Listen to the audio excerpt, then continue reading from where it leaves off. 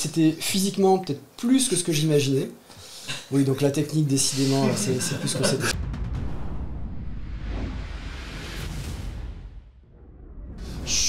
Bonjour à tous, bienvenue sur Jumpseat, notre émission aéronautique, l'émission aéronautique d'Aérobuzz. À mes côtés, aujourd'hui, Frédéric. Salut. Frédéric M, puisque nous avons deux Frédéric. Et un peu plus près de moi, Gilles. Oui. On a un seul Gilles, donc je ne donnerai pas son nom.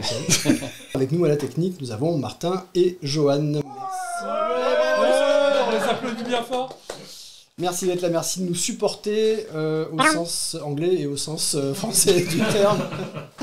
Merci à tous les deux. Aujourd'hui, on va parler cinéma. On s'est dit c'est la dernière avant nos vacances, donc on va faire une émission relax. Très relax. On va parler de nos films préférés et des autres. Oui, surtout des des autres. Non, je voulais dire et d'autres bons films parce qu'on a tous eu du mal à choisir un film préféré. Parler de nos séquences préférées, donc peut-être des séquences aéronautiques dans des films qui ne sont pas spécialement aéronautiques. On va parler de nos films détestés. Lancez-nous des tomates pourries virtuelles. Et puis d'abord, on va parler un petit peu de notre première année, la première saison de Jumpseat. C'est le jour ou jamais de parler de saison, ouais, c'est sûr. Cette saison. Puisque tu as la parole, Fred. Non, Jumpseat, qu'est-ce que ça t'évoque? Fais le malin, toi. Je fais le malin, mais la première fois qu'il nous a dit on va faire une émission sur Twitch, je me suis posé la question, c'est quoi Twitch? Moi j'ai cru qu'il prononçait mal, j'ai cru qu'il parlait de Twitter. Non, Twitter, non, Twitch. Puis dans quoi il va nous embarquer, puis ça va pas marcher ce truc-là, et puis personne n'y croit, puis finalement, un an après, on vient sur le plateau en se disant on va passer un bon moment, on va parler de choses sérieuses, de choses moins sérieuses, de détente, puis c'est vrai ça nous a entraînés jusqu'au Bourget, et ça c'était dans ses plans. Puis on est arrivé là, contraint et forcé, mais on s'est bien amusé. On a bien rigolé. C'était drôle d'aventure. Comment vois-tu l'évolution de l'émission? Alors c'est difficile de se projeter, mais quand on voit ce qu'on a fait au début, on était un peu guindé, on essayait de faire de la télé finalement, puis là on est en train d'essayer de faire quelque chose d'un petit peu plus détendu, tout en restant sérieux, parce qu'on aborde quand même des sujets qui sont parfois pas forcément évident, donc détendu, on prépare, un cher viewer, je vous assure, on passe un certain temps à préparer. On essaye de trouver un équilibre. Je sais pas si on a encore trouvé la formule magique, mais on évolue, et puis c'est, en tout cas, à titre personnel, c'est une expérience qui est extrêmement agréable à faire, parce qu'on est tous issus de la presse écrite, on est des gens qui écrivons, on est planqués derrière nos écrans et nos claviers. Se retrouver en première ligne à l'image, c'est quelque chose qui est un petit peu perturbant au début, puis finalement c'est un exercice qui est très agréable à faire finalement. Je suis entièrement d'accord sur le côté agréable à faire, et je rebondis sur au début on était un petit peu guindé, j'en connais un qui a laissé tomber la cravate. Pour le polo Jumpseat, mais j'adore les cravates. Oui, c'est vrai que maintenant qu'on a une tenue aussi... je suis très content de mon polo Jumpseat, bien sûr. Gilles, comment tu as vu l'évolution de l'émission? Je l'ai vu de façon surprenante. Pendant un an, on n'a fait que des expériences, j'ai l'impression. Chaque fois, on essayait quelque chose de nouveau. À un moment, au début, au bout d'un mois ou deux, on a dit, bon allez, maintenant on stabilise tout et on essaye de faire 2 émissions de suite dans le même format. On n'y est pas arrivé. Et, il y avait cette idée de stabilisation, effectivement. Ouais. Et on avait vraiment besoin, parce que chaque fois qu'on découvrait quelque chose, on avait envie d'aller un peu plus loin. Et c'est comme ça qu'on s'est retrouvé au Salon du Bourget. Parce que le Salon du Bourget, c'était pas prévu au départ. D'abord, au départ, on n'avait rien prévu. On faisait des expériences. On avait vaguement eu l'idée d'un talk show structuré. Si vous vous souvenez, en septembre, quand on a recommencé, l'émission, elle était très structurée. Il y avait 4 temps, et au bout de, je sais pas, à partir de Noël, on a laissé tomber ces 4 parties d'émission. Ça a évolué chaque fois. Et puis donc il y avait je sais plus à quel moment, c'est à la fin de l'année, ou la fin de l'année dernière, où on a dit allez, on se lance sur le Bourget. Et là pareil, le Bourget, on savait pas trop ce qu'on allait faire. C'est pas trop ce qu'on a fait non plus. Ça, il faut regarder les replays. Alors, effectivement, il y a une bonne raison pour dire ça. On a eu 97 invités. Qui parmi nous est capable de plus de 25? J'ai pas eu le temps de regarder les replays des émissions des autres. Je sais pas ce que vous avez fait, ce qui s'est dit sur les émissions où j'étais pas en plateau. Et même celles où j'étais en plateau, je me souviens pas de ce qu'on a dit. Donc ça, vous aurez tout l'été pour regarder les replays. Ouais. Les replays sont mis en ligne et retravaillés par Martin et par Johan depuis le dernier jour du Salon du Bourget. Et donc, ils font un boulot énorme. C'est vraiment des bons moments à voir et revoir. On parlait de stabilisation du format de l'émission, on a renoncé à stabiliser, ou plutôt on a choisi quelque chose de plus souple. Ouais. Il y a quelque chose qu'on a réussi à stabiliser quand même. Enfin, on espère, c'est la qualité du son. Oui. Ah, vaste débat. Alors là, vous avez vu qu'on a eu quelques changements de micro au fil des premières émissions. Alors là, il s'est passé des trucs. Ouais, et il continue à s'en passer, parce que on sait quand même, on a eu des moments assez intenses la semaine dernière au salon de. Oh, pas au salon, au musée du... Il voit des salons partout maintenant. Ça m'a obsédé le Bourget. Au musée de Corba, effectivement, on a eu aussi quelques soucis un petit peu avec les micros. Mais bon, progressivement, on y arrive. La chose, moi, je trouve qui s'est vraiment structurée au cours de cette année, c'est l'équipe. Parce que là, aujourd'hui, il y a une équipe qui fonctionne bien, aussi bien du côté technique que du côté plateau. Technique. Oui, technique. Okay. Mais, je sens qu'il va y avoir des coupures de micro. Tu prends des risques. L'équipe, je trouve qu'elle fonctionne bien. Pendant le salon du Bourget, j'y reviens, mais on a fait énormément de mariages différents, des équipes à 2 ou à 3, et ça a toujours très très bien fonctionné. Donc ça c'est peut-être un des points très très forts de Jumpseat sur cette première saison. On a parlé à plusieurs reprises du Salon du Bourget, ça a été effectivement un objectif majeur à partir du début de l'année 2023, ça a été de se dire on sera en force au Salon du Bourget. Quand je dis en force, c'était physiquement peut-être plus que ce que j'imaginais. Oui, donc la technique, décidément, c'est plus que c'était. Ils sont taquins. Bientôt les vacances. Il tiendra pas toute l'émission. J'essaie de garder ma concentration et ma pêche, Martin. Je fais de mon mieux, mais c'est pas facile. Vous voyez dans quelles conditions on travaille. Donc on parlait du Salon du Bourget, de cet objectif majeur qu'on s'est fixé, et pour lequel Gilles nous a dit on va monter en puissance au fil des premiers mois de l'année. Et ça a marché. Pour arriver, alors je vais oser une comparaison sportive, tennistique, pour arriver complètement relâché au Salon du Bourget. Et bon, ça veut dire que c'est quelqu'un qui maîtrise sa technique et qui du coup libère son mental. Et je pense qu'on a... Je n'ose pas nous comparer aux champions de tennis, mais on a quand même travaillé dans cette voie. Voilà, on a travaillé dans cette direction en tout cas. J'espère qu'on y est arrivé au moins en partie au Salon du Bourget. C'est-à-dire que les émissions du Salon du Bourget, avec 97 invités, évidemment, on n'a pas préparé tous les entretiens, comme on aurait préparé un entretien pour une émission ici à Ternay, avec un invité qui serait resté 2 heures. Mais on a mis en jeu toute la technique qu'on avait acquise et qu'on continue d'acquérir, on prétend pas du tout toute la technique qu'on avait acquise au fil des mois. Et puis notre culture aéronautique, et l'actualité qu'on a suivie, qu'on a commentée, qu'on a essayé d'analyser au fil des mois, pour être en force, donc je reprends cette expression, au Salon du Bourget, puisque moi j'avais toujours été impressionné au centre de presse par certaines agences de presse qui ont une salle rien qu'à elles, genre la salle AFP. Mais nous, alors franchement, on n'a pas fait exprès, mais je crois qu'on était assez visibles. À la fois. Et puis avec les t-shirts bleus. Voilà, par notre localisation, on avait tous le même t-shirt. Il y avait pas mal d'allées et venues, puis on était les seuls à avoir un studio à proprement parler. En tout cas, un studio qui fonctionne autant d'heures par jour. Donc je pense qu'on a un petit peu animé, enfin je crois que c'est toi qui l'as dit comme ça, qu'on a un peu animé le centre de presse. Ah oui, ça c'est évident qu'on a créé l'animation parce que en fait, nous on avait un autre studio dans le centre de presse, mais le centre de presse, c'était notre salle d'attente. C'était là où les invités de l'émission suivante attendaient. C'était là aussi où les invités qui sortaient du plateau échangeaient entre eux. Parce que souvent, les gens qu'on a réunis sur le plateau ne se connaissaient pas avant. Et ils ont fait connaissance sur le plateau. Et après, ils avaient plein de choses à se raconter et à échanger des cartes. Donc ça aussi, ça a marché. Je trouve qu'il y a eu un moment de bascule, c'est à peu près au milieu vers le mercredi, je pense, où là, on a atteint un certain niveau d'aisance. Les 2 derniers jours, jeudi et vendredi, ça a vraiment bien roulé. On a eu des invités impromptus sur le plateau. Et on les a accueillis naturellement, comme si c'était prévu. Donc, bon, il y a plein de choses à corriger. On va s'y employer parce qu'on sera là pour le Salon du Bourget 2025. Mais on va corriger, mais après les vacances. C'est raisonnable. Là, il y a un truc, c'est les vacances. Est-ce que je pourrais réécouter? J'ai pas entendu là. Les vacances, les congés, la plage. des châteaux de sable, des randonnées à la montagne, tout ça. Non, c'est ça. Ça dépendra de la connexion. Ouais. Ah voilà, d'accord. On va dire bonjour aussi au chat quand même, parce que un des trucs qu'on a découvert sur Twitch, c'est qu'il y a des gens qui nous parlent en même temps que nous on parle. On a qui? Bonjour On a Zéro, bonjour à Mélène 208. Monsieur Chauve-souris, on se demande qui c'est, 04. 04. Catherine Monory était là, et Franck May vient de Ah, débarquer. salut, Franck Tiens, ça faisait longtemps, on se demande bien pourquoi t'es venu.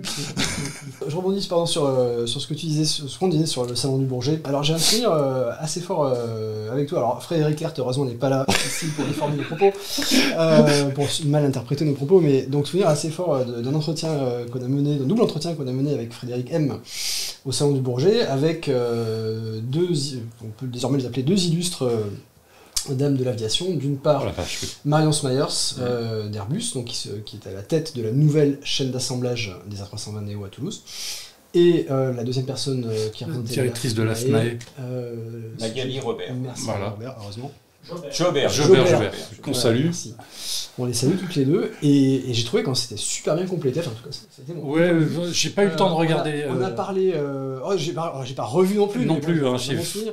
On avait, toi tu étais plutôt sur le côté développons la connaissance de leur personnalité. C'est ça. Moi j'étais plutôt sur les thèmes de l'actualité technico-technique, comme j'aime, je suis vraiment en train Bah oui, on a jamais travaillé sur les sujets qu'on aimait l'un et l'autre, on se sentait à l'aise. Et voilà, j'ai trouvé vraiment qu'il y avait une jolie. Ouais, c'est un souvenir fort, mais parce qu'on avait deux invités qui étaient. Ah oui, enfin, le souvenir, c'est surtout les invités. Qui avaient du répondant et qui avaient des parcours exceptionnels. Et ce côté. Remarquable. On avait appelé ça les femmes. Comment c'était le titre que tu avais donné à l'émission, enfin, technicienne dans l'aéronautique, en fait, on avait concentré ça que sur l'aéronautique, et finalement, elles nous avaient parlé de leur parcours qui était... moi, on découvrait en même temps, au fur et à mesure, et c'était effarant. Magali Jobert qui avait commencé comme technicienne sur Boeing, chez Air France, qui est aujourd'hui ingénieure. À La Réunion, c'était exceptionnel. Enfin bon, on espère qu'on aura un jour le replay disponible quelque part. Voilà, tout ça, mais ça va alimenter un petit peu le... Il y en a qui sont pas prêts de prendre des vacances. Hein. Voilà, c'est bien fait pour... Là, ah tiens, je vois, il y a un doigt. On a des menaces, Hop là, halte à la censure. Ouais, en tout cas, c'était une sacrée aventure. Donc voilà, on s'est remémoré plutôt les bons souvenirs, parce que là, on est à l'approche des vacances, si, Gilles. Mais encore une fois, et comme tu l'as dit, oui, on est conscient qu'il y a des choses à améliorer, des choses à corriger. Oui, bien sûr. On y travaille. Heureusement, parce qu'autrement, on s'installerait dans une routine. Non, c'est ça qui est bien aussi avec le projet Jumpseat, c'est ce côté work in progress, ce côté chantier permanent, mais au sens positif du terme. Oui, le studio aussi, il y a eu quand même quelques travaux ici. Ça se voit juste avec le studio, disais-je. Alors la bonne nouvelle, c'est qu'après l'émission, maintenant on joue au billard dans le salon, puisque avant... Vous avez raison d'attirer l'attention dessus. On s'est doté d'un studio en cours de route aussi, hein, parce que quand Jumpseat a commencé à prendre de l'ampleur et qu'on a vu que on faisait une émission par semaine, voire plus, on s'est dit là il faut vraiment qu'on se structure. Puis on avait de plus en plus de matériel. On a commencé avec des iPhones, mais aujourd'hui on a 3 magnifiques caméras. Non, la 19, là il y a marqué 19. Ouais. Il y a la 1, la 2 et la 19. Voilà. On a fait du chemin, mais je vous promets que vous n'allez pas vous ennuyer l'année prochaine, parce que dès septembre ça va commencer fort, ça va commencer très très fort. On a prévu au mois d'octobre de se retrouver à l'UAV Show à Bordeaux, les drones, où on va également faire des émissions en direct depuis le salon des drones. Ça va être drone, ça. Ça va être très drone, ouais. On va à nouveau faire quelque chose avec l'Aéroclub de France dans le cadre de Cap sur l'avenir. Puis on va peut-être faire un peu plus, parce que l'opération Cap sur l'avenir est en train de vraiment prendre une nouvelle dimension à l'Aéroclub de France. Donc ça veut dire qu'il y a des choses qui se mettent en marche, et puis il va y avoir aussi quelques beaux salons l'année prochaine. Donc, suivez-nous. Voilà. Alors oui, Catherine formidable. Oui, Catherine, je t'ai pas répondu. Catherine Monory, c'est Monory. J'ai pas répondu non plus à Joris, mais je trouve assez fantastique ce que vous faites, et donc ça me fait vraiment plaisir qu'on puisse s'y associer. Donc tu peux compter sur toute l'équipe de Jumpseat pour la prochaine opération. Ciao. Non, pas ciao. Voilà, ça y est, c'est annulation en direct. Le vif du sujet, notre émission donc cinéma. Chicha. Magnifique. Tu peux nous refaire Non, je peux pas. Est-ce qu'on parle des séries ou pas? Des séries télé ou pas? Alors, on s'était dit qu'on parlait pas de séries parce que sinon il fallait doubler la durée de l'émission. Ouais. On en nomme une ou deux quand même qu'on aurait tant aimé. Ah, les têtes brûlées. Les Chevaliers du Ciel. Pas la série originale, celle des années 80. Oui, bah voilà, il a sorti les têtes brûlées. Moi, je me déplace jamais sans les têtes brûlées, évidemment. On refera une émission, si celle-là réussit, si celle-là fonctionne. On en fera une sur les séries. J'aurais ramené celle-là qui est historique, qui est fondatrice. Bah oui, bien sûr. C'est une série, d'accord. Ah oui, à la base. Alors, Les Faucheurs de Marguerite, la série originale qui parle des pionniers de l'aviation, qui est la première saison finalement de la série, n'existe pas en DVD et visiblement les masters ont disparu. Ça, c'est la période guerre de 14. C'est une série qui est qui a très très mal vieilli, mais finalement elle garde un charme. Mais bon, voilà, les séries, on aurait pu faire une émission spéciale sur les séries télé, parce qu'elles sont marquantes quand même. Moi, j'aurais aimé en nommer une, et alors je vais faire appel au chat, parce qu'on a essayé de se rafraîchir la mémoire tout à l'heure, tous les trois, sans grand succès, tous les 5. Sans grand succès, j'ai souvenir d'une série des années 80, en couleur, où il était question des gardes-côtes américains à bord de magnifiques hélicoptères dauphins. Ça me ferait plaisir. J'ai cherché, j'ai cherché aussi sur Internet. Moi, je me souviens d'une vieille série, alors je crois que c'était une série australienne où c'était un pilote d'hydravion, alors ça devait être un Widgeon, un Mallard ou un... Pareil, c'est des souvenirs enfouis très lointains. Donc on fera peut-être une émission spéciale série finalement. Oui. Supercopter. Non, c'était pas Supercopter. Non. Baywatch. Non, Alerte à Malibu, non. Donc pour dire qu'on parlait... Qu'on fait pas une émission sur les séries. Pour dire qu'on parlait pas de séries aujourd'hui, on a parlé de séries. Voilà. Mais nous refermons la parenthèse et nous attaquons le vif du sujet, c'est-à-dire le cinéma. On va parler de nos films préférés, puisque nous sommes, je le crains, intarissables. J'ai préparé 3 petits cartons pour signaler soit dans les temps, soit qu'il est temps de conclure, soit qu'ils sont en train de manger le temps du voisin. Mais quand c'est lui qui parle trop, on fait comment? J'ai tous les droits. Frédéric, veux-tu commencer? Quel est ton film préféré? Alors c'est une question qui m'a tarabiscoté pendant 2 semaines. J'arrivais pas à choisir. Non pas que j'avais des gros coups de cœur à présenter, mais il fallait que je trouve quelque chose qui sorte un petit peu de l'ordinaire. Et bizarrement, je suis pas tombé sur un film, je suis tombé sur un téléfilm. Ah oui. Un téléfilm on va en parler tout de suite. Un téléfilm qui existe aussi en DVD, je l'ignorais et je l'ai découvert parce que Gilles l'avait dans sa collection. Un téléfilm qui avait été tourné au milieu des années 90, vers 1994, par Robert Enrico, qui est le réalisateur du Vieux Fusil, donc c'est pas non plus quelqu'un qui sort de nulle part. Et donc sur Saint-Exupéry, une biographie de Saint-Ex, jouée par Bernard Giraudot, et il est bluffant dans le rôle, parce que physiquement, il a quelque chose de Saint-Ex. Et puis dans le scénario, dans le déroulé de l'histoire de Saint-Ex, il y a des choses qui étaient peu connues et qui étaient très très justes. Par exemple, le côté magicien qu'il avait, le côté inventeur qu'il avait, puisque on voit, il y a une scène... il y a une scène qui est rapportée aussi par ses compagnons d'armes. Quand il s'ennuyait en 1940 pendant la bataille de France... il s'occupait dans les casernements et il faisait des tours de magie à ses copains. Et ça, on le retrouve dans le film. On retrouve un personnage humain. Et puis le jeu de Bernard Giraudot est un acteur qui est aujourd'hui disparu, mais qui est vraiment excellent. Et il incarnait réellement Saint-Ex. Alors, il y a sans doute des partis pris dans le film, dans le téléfilm, et peut-être quelques petites erreurs. Alors, sur la page Wikipédia du film, j'en ai relevé une qui m'a fait hurler de rire. Le rédacteur de la page reproche à la production d'avoir utilisé un P-38 et non pas un F-5, et donc un P-38 avec le nez armé, ce qui n'était pas le cas de l'avion de Saint-Exupéry, puisque c'était un avion de reconnaissance. Sauf que là, on a affaire à un vrai P-38.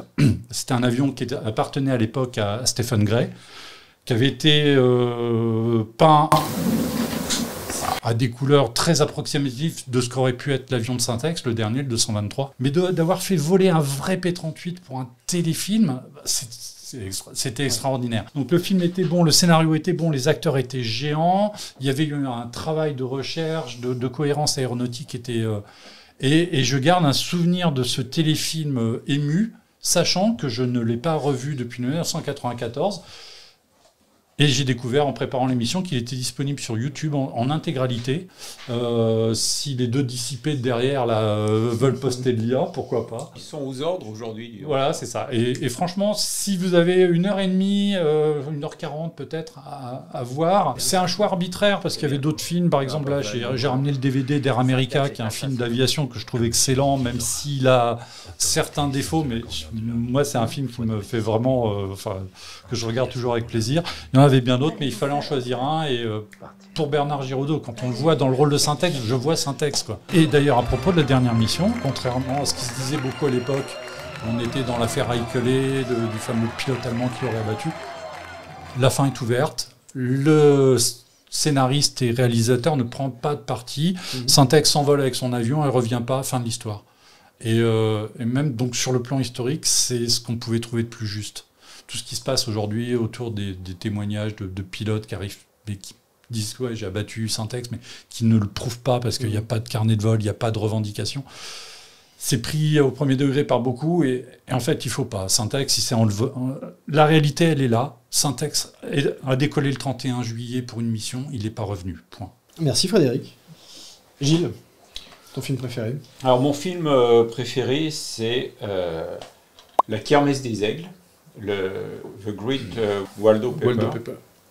C'est donc l'histoire des pilotes après la Première Guerre mondiale qui se retrouvent dans le civil et qui sont un petit peu désœuvrés. Certains partent à Hollywood faire les cascadeurs et puis d'autres tournent dans les cirques aériens là, de l'entre-deux-guerres. Les Barnstormers. Les Barnstormers, ouais.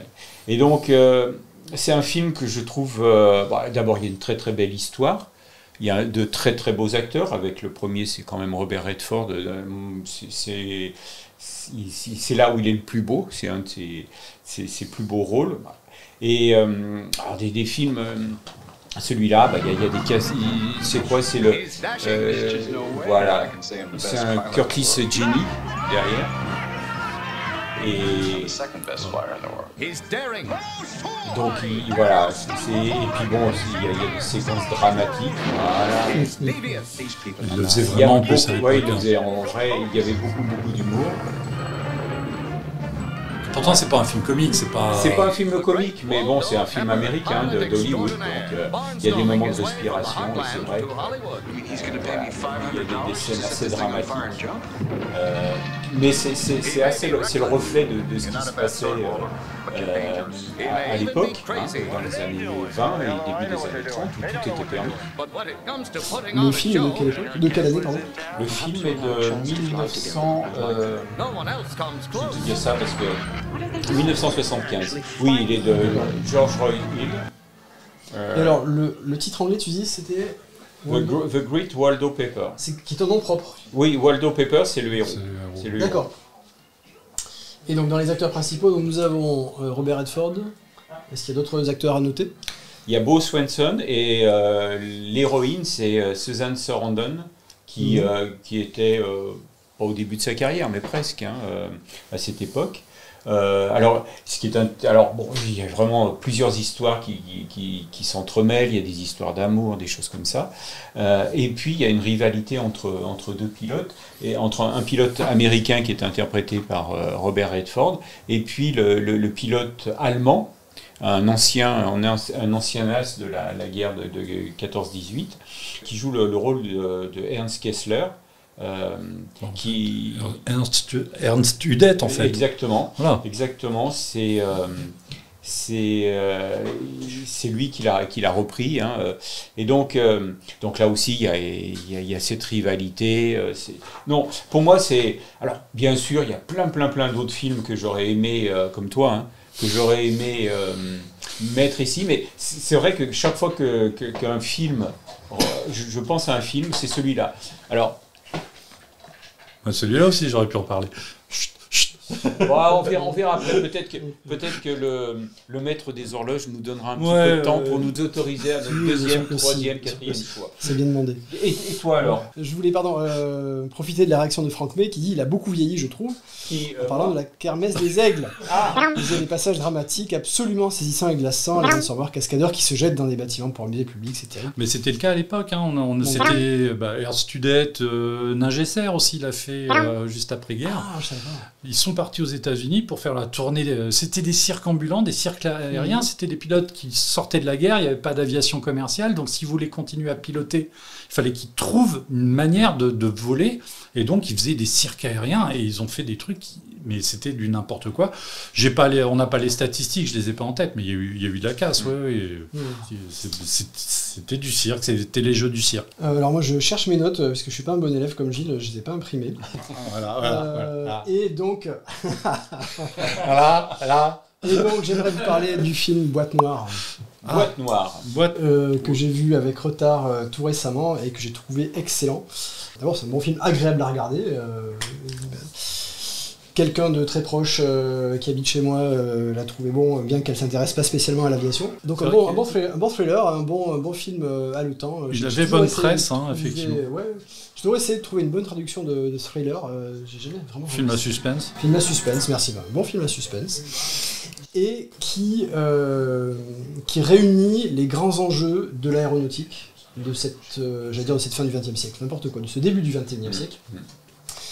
Mais donc des enjeux qui sont majeurs. Je trouve que le film a aussi une vertu un petit peu éducative vis-à-vis du grand public, du citoyen. C'est-à-dire que quelqu'un qui voit le film sera capable sans doute de mieux comprendre certains débats qu'il pourrait y avoir. Et l'exemple type étant entre les pilotes et les partisans de plus d'automatisation.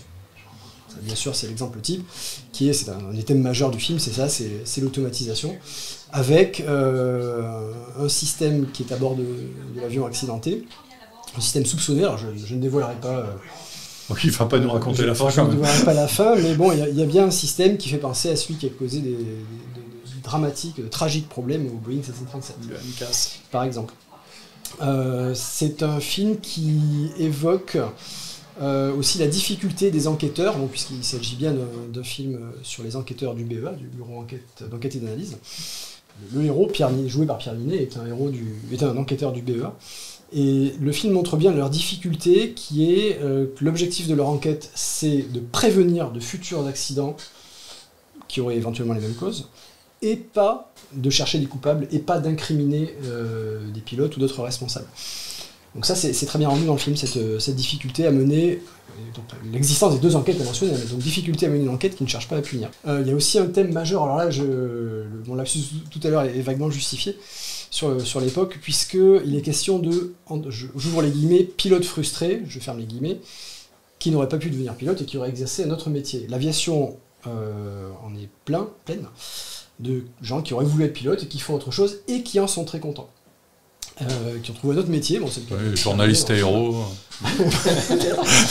Et donc, certains les voient comme des pilotes frustrés. Non, ces pilotes-là ces pilotes qui n'en sont pas devenus sont très contents de l'autre métier qu'ils exercent. Donc, dans le cas du film, c'est l'enquêteur du BEA. On a quelques remarques. Oui. Alors, la zone aéro qui nous dit mitigé sur Boîte Noire, trop exagéré à mon sens, un petit peu manque de réalisme. Oui, c'est une critique que tu penses justifier ? Ouais, mais je voudrais garder la critique pour la fin, sinon je vais me fâcher au milieu de... Alors, on reviendra sur les points noirs du film en fin de... Bonne remarque, la zone aéro, merci beaucoup. Donc oui, un autre aspect du travail des enquêteurs qui est difficile et qui est bien rendu, c'est la pression temporelle. C'est-à-dire qu'ils sont censés justement travailler sans pression temporelle, ou très peu. Ils doivent publier un rapport intermédiaire au bout de 6 mois, je crois. Il est quand même déjà long, obligatoire. Mais là, il est question de conférences de presse. Ben oui, effectivement, le temps médiatique n'est pas le même que le temps des enquêteurs, qu'il soit judiciaire ou technique d'ailleurs. Une parenthèse, une aparté concernant justement ce temps médiatique qui est décalé par rapport au temps des enquêteurs. Je trouve que les enquêteurs, depuis quelques années, se sont vraiment bien mis au travail, se sont bien remis en question, justement pour satisfaire l'impatience des journalistes. Oui. Et donc, il y a des conférences de presse, et le NTSB est très très bon là-dessus, c'est-à-dire que tout de suite, dès le premier jour, instantanément, il y a une conférence de presse. Alors qu'avant, non, il fallait chercher l'information, et donc du coup, la presse partait dans des élucubrations, tandis que là, maintenant, tout de suite, des conférences de presse factuelles. Et le BEA s'y est mis, et notamment au moment du Rio-Paris. Ça a été remarquable, et ce qui fait qu'après, sur un accident aussi médiatisé que le Germanwings, le BEA était très très bon. Le BEA d'ailleurs qui a largement participé au film Boîte Noire. Le bureau d'enquête et d'analyse français. Le nom du directeur de la communication apparaît d'ailleurs au générique. Et oui, puis on voit bien, le logo BEA apparaissant dans le film, on voit bien qu'ils ont été très impliqués, c'est très bien dans la création du film. Le BEA a eu un rôle de conseiller technique. D'accord, ils sont définis comme ça. Oui. D'accord. Et puis le film évoque aussi dans les autres enjeux majeurs de l'aviation de ce début du XXIe siècle, il y a aussi quelque chose qui est en fait prégnant, qui est intemporel, qui est le conflit d'intérêts. La compagne du personnage joué par Pierre Ninet travaille aussi dans l'aéronautique, mais n'est pas du tout enquêtrice, elle est de l'autre côté de la barrière. Sans divulgacher, on peut dire qu'elle est du côté d'une agence, elle travaille pour une agence de certification. Donc là, il y a déjà un conflit d'intérêts dans leur couple. Et ensuite, elle-même se crée un conflit d'intérêts, elle toute seule. Donc ça c'est terrible, j'ai trouvé. Ah oui, puis le film évoque aussi des accidents plus ou moins récents qui ont beaucoup influencé l'aéronautique en général. Et la vache, non, je te jure. Je te jure, j'ai de la matière. Vas-y, on voit. Des accidents qui ont influencé l'aéronautique en général, la conception des avions et les enquêtes d'aujourd'hui. Donc par exemple, on voit qu'il y a une tentative, sans trop divulgacher encore, il y a des choses bizarres qui se passent autour des enregistrements des boîtes noires dans le film. Ça évoque les soupçons qui n'ont jamais été démontrés, qui n'ont jamais été matérialisés, donc autour de l'accident de Hapsheim. 320 Hapsheim à la fin des années 80, c'est ça ? 88. 87, 88, au cours d'un meeting Il y aérien. a eu des soupçons autour du contenu des boîtes noires aussi. Est-ce que les preuves avaient été falsifiées ? Bon, ça c'est évoqué dans le film aussi, dans le cadre de l'accident imaginaire du film. Et puis, il y a une scène absolument géniale, bon là, faut surtout que j'en dise pas trop, mais une scène géniale qui évoque la recherche et la découverte, dans le cadre de l'accident du Rio-Paris, de la boîte noire au fond de l'océan. Des boîtes noires au fond de l'océan. Est-ce que tu avais vu le film Whisky Yankee Zulu qui avait été fait par un Argentin, je crois, du nom de Pineiro, qui était pilote de ligne, et qui avait fait un film sur l'histoire de sa compagnie, qui justement était rentré dans une espèce de cycle de... Alors je ne sais plus quels étaient exactement les enjeux, mais la compagnie allait mal, et parce que la situation se dégradait au sein de la compagnie, ils allaient arriver à un crash qui survient. Et le film était remarquable, d'une part parce que Pineiro était lui-même pilote de ligne, et réalisateur, donc sur le plan aéronautique, c'était un des films les plus justes que j'ai jamais vu. C'est d'ailleurs un des rares films où on voit le réalisateur jouer l'acteur en train de piloter un avion, et il pilotait réellement le 737. Et pareil, ça rejoint un peu ce que tu disais sur ces histoires d'enjeux, de conflits d'intérêts, des problèmes de sécurité dans l'aviation. C'est un film qui était sorti en salle de façon très confidentielle, à peu près vers 2003-2004, si mes souvenirs sont bons, qui était passé une fois à la télé. C'est comme ça que je l'avais vu. Est-ce que oui, Franck May va nous donner la date de sortie, j'en suis sûr. Ouais. Et s'il est disponible quelque part sur une plateforme, moi l'information m'intéresse parce que ça fait partie des films que j'aimerais bien revoir. Ce qui m'avait interpellé par sa justesse de ton et puis par son côté très convaincant. Alors est-ce que justement convaincant, c'est là que le bas blesse. Bien que Boîte Noire soit mon film préféré aujourd'hui, il y a quand même quelques éléments tout à fait agaçants. Alors le premier, bien sûr, c'est que dans la conférence de presse, donc dans les conférences de presse, je ne sais plus s'il y en a une ou plusieurs dans le film, Plusieurs médias sont représentés et pas Aérobuzz. Ah ouais, Déjà. Mais aujourd'hui, avec nos t-shirts bleus, ça n'arrivera plus. Voilà. Carton rouge. Deuxième carton rouge, l'avion qui a un accident dans le film s'appelle l'Atrian ou Atrion, je sais plus très bien, 800. Son évolution, Atrian 900, est présentée dans un hangar dans le cadre d'un nouveau développement par le constructeur Atrion. Et le seul avion que le grand public est capable d'identifier, c'est le Concorde. C'est le Boeing. L'avion en service, capable d'identifier, c'est le Boeing 747. Et c'est très bien, il est très beau, j'adore cet avion. Le film cherche à faire un avion fictif. Et que choisit le réalisateur comme avion fictif baptisé Atrion 900? Un Boeing 747 qu'on reconnaît immédiatement. Deux claques, quoi. Alors là, faut encadrer la séquence, parce que Thierry, calme, posé, professionnel, deux claques, zapping. Non, ça va être un même. Deux claques. Ça m'a un peu énervé. Non, si peu, ça se voit pas. Alors on pourrait se dire, alors imaginons que le réalisateur ait été conscient du problème au moment de la préparation du film. Il s'est dit, je vais présenter un avion moins reconnaissable, peut-être un petit peu le costumé, le déguisé, je sais pas comment il faut dire, je suis pas cinéaste, mais en tout cas un avion qui ne sera pas aisément reconnaissable et dont on pourra dire oui, c'est un avion fictif. Et puis, pas de chance, un peu comme, vous savez, comme l'artisan chez vous qui vous livre les volets pas de la bonne couleur parce que, bah oui, vous comprenez, on me les a livrés comme ça. Pas de chance, le seul avion dispo pour jouer le rôle de figurant dans le film, dans le hangar, c'est un Boeing 747. Bon, admettons qu'il y ait une excuse. Admettons. Mais alors, pourquoi, dès le début du film, c'est quand même pas un bon départ, pourquoi dès le début du film, parle-t-on d'un hélicoptère Dauphin, alors qu'on voit clairement à l'écran, à plusieurs reprises, un Robinson R-22 ?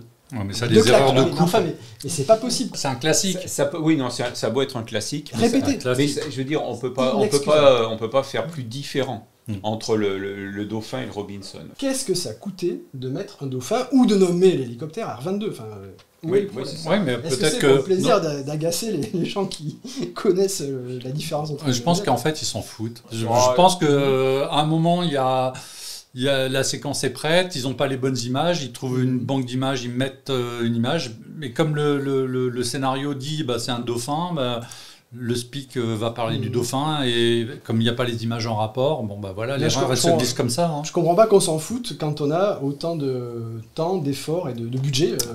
Alors ça pose une vraie question, mais est-ce que ça nuit à la cohérence et au réalisme du film? Oui, pour nous qui connaissons bien les avions, mais pour le grand public, est-ce que c'est pas quelque chose dont on doit passer outre parce que ça change rien à l'histoire, parce que c'est fréquent, voire même systématique, je suis d'accord avec toi, mais ça change rien. Alors un bon film, même s'ils vont parler d'un dauphin à la place d'un R-22, c'est juste une séquence qui va durer quelques minutes.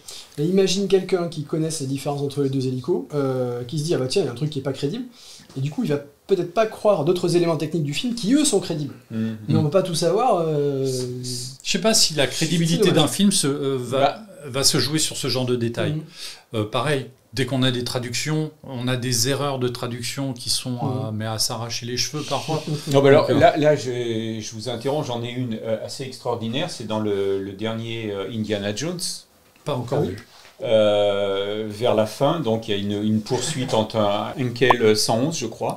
Et derrière, il y a le seul avion disponible sur le tarmac, c'est un nord-écrin. Tout le dialogue, c'est dire, c'est un jeune pilote, tout ça. J'ai jamais volé sur un Nord-Atlas. C'est super de piloter un Nord-Atlas et il est dans un nord-écrin. Je reviens sur le coup du R-22 et du Dauphin. Moi, ça m'a vraiment choqué aussi. Quand j'ai vu ça, j'ai dit, mais attends, c'est quoi? Après, quand tu rentres dans le film, je l'ai trouvé très bon, très précis, très juste. Le travail de l'enquête est bien fait parce qu'il n'y a pas de Pierre Ninet chez OBEA. Un enquêteur qui part tout seul comme ça et qui pète les plombs, non, ça n'existe pas, c'est un travail d'équipe. Oui, mais dans ces cas, il n'y a pas de film. Oui, alors bien sûr. Ça, c'est ce que faisait remarquer très justement. Voilà, et moi j'ai trouvé la fin vraiment très décevante, où là, tu retombes dans un film français à petit budget. Alors il y a une scène ridicule dans un train avec un micro, quelque chose comme ça, comme dans toutes les comédies françaises. Ça aurait été un film américain, on en prenait plein la vue, on était...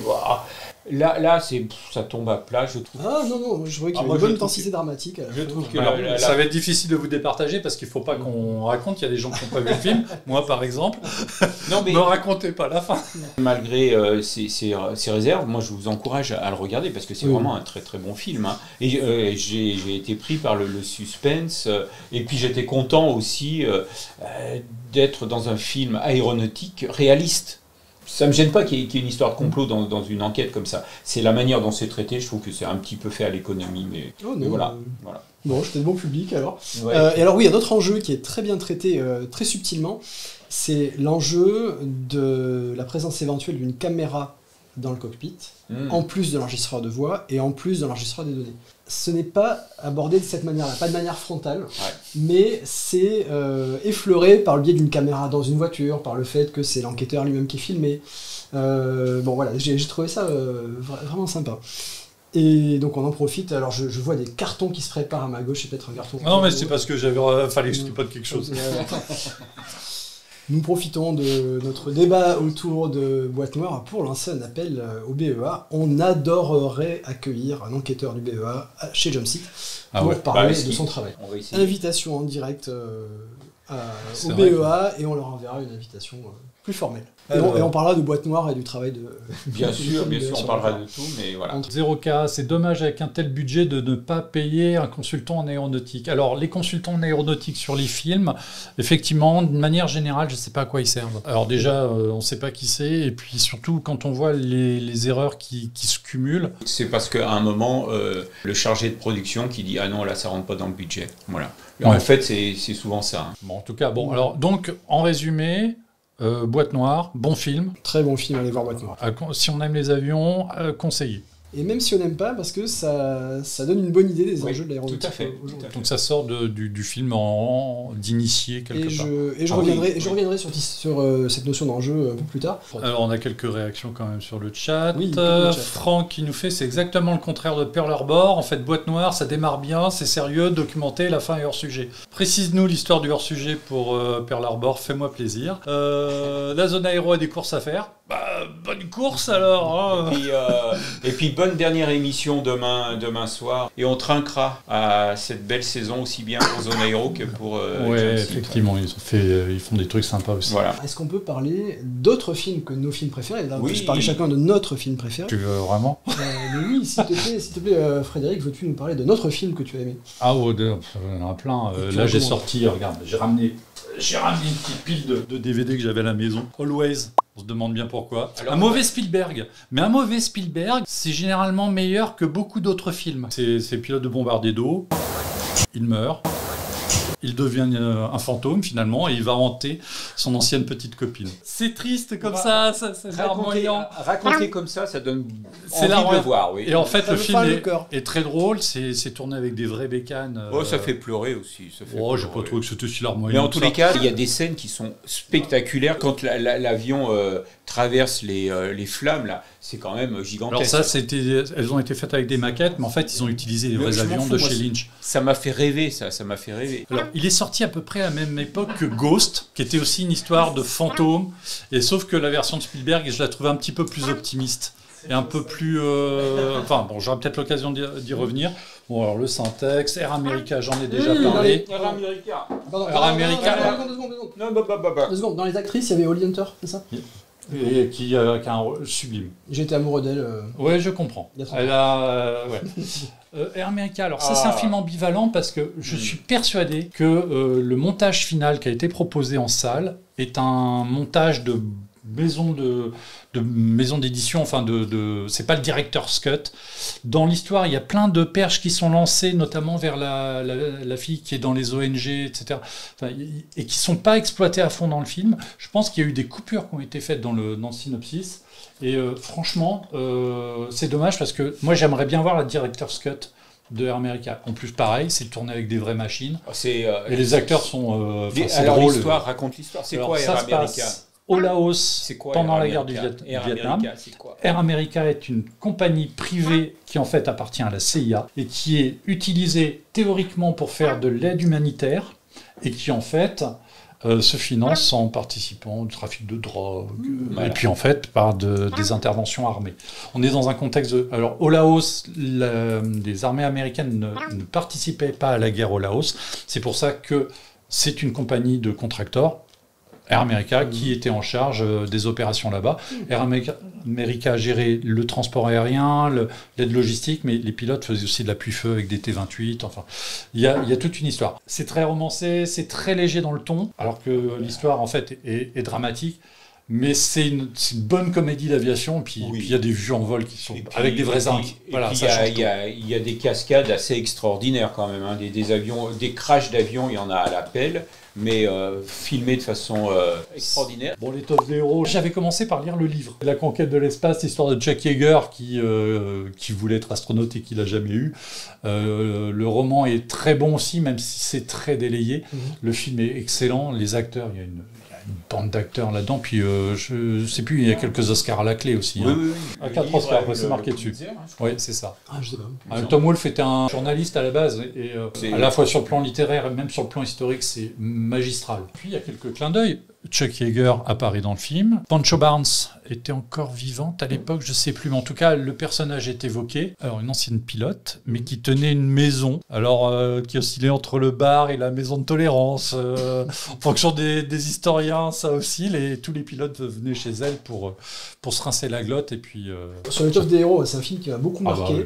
C'était dans mes jeunes années où j'étais en train d'acquérir une culture aéro. Et j'étais allé le voir avec des copains qui étaient bien plus cultivés que moi en aéronautique, pour qui c'était évident, le film était déjà sorti depuis quelques années quand on était allé le voir. Pour eux c'était évident, bah oui, on va voir l'étoffe des héros, ça repasse en ce moment au cinéma. Vas-y, moi j'avais tout découvert. Pendant quelques mois, à chaque fois que je démarrais ma 205, je faisais 3, 2, 1, 0, ignition. Avec un moteur diesel, bien sûr. il y avait la fumée derrière, tout ça. Elle était bien réglée, monsieur. Et j'ai trouvé ça vraiment génial. Dans la manière de filmer, certains avions au sol sont filmés comme des animaux monstrueux. Comme ça m'a évoqué un dragon. Et donc ça rejoint une thématique qui est présente dans beaucoup de films aéronautiques, qui est l'homme et la machine, l'homme et la maîtrise de la machine, qui est finalement un thème majeur du XXe siècle et encore aujourd'hui au XXIe siècle, dans l'histoire de l'humanité. Et j'ai vu ça un peu comme une transition, enfin maintenant je vois ça un peu comme une transition. Tiens, quand on a commencé à maîtriser ces avions, ben on était encore à une époque où on venait de finir de maîtriser l'animal. Je voyais ça comme des... Ouais, ils sont passés directement du cheval à l'avion. C'est ça, exactement. Un film américain qui est passé du cheval mais à l'avion. dans l'histoire, c'est vrai. Sauf que là, pour le coup, c'était plutôt un dragon que je voyais, mais bon, je trouvais ça très, Je termine par celui-là qui est très ambivalent. Moi, ça reste un film que j'aime bien finalement, même si je ne l'ai pas revu et je ne le reverrai pas forcément tout de suite. C'est un bon charlier. Le scénario, c'est du charlier, il n'y a pas de problème. Je rappelle qui était le scénariste de la bande dessinée et qui avait ses tics avec... c'était toujours des espionnes. On retrouve ça dans le film. Et puis, je sais pas pourquoi, ils ont changé le nom des pilotes et du coup, on n'adhère pas. Voilà. C'est un film ambivalent. Il y a des scènes, on parlera de nos plus belles scènes. Il y a des scènes en vol, là, qui sont absolument exceptionnelles. C'était Éric Magnan qui était derrière les caméras. Alors, il y avait deux réalisateurs, hein, c'est-à-dire que c'est un film de Gérard Pires. Mais toutes les séquences en vol ont été réalisées par Éric Magnan. Et c'est à l'occasion de ce film qu'il a énormément développé sa technique et qu'il est devenu le réalisateur qu'on connaît.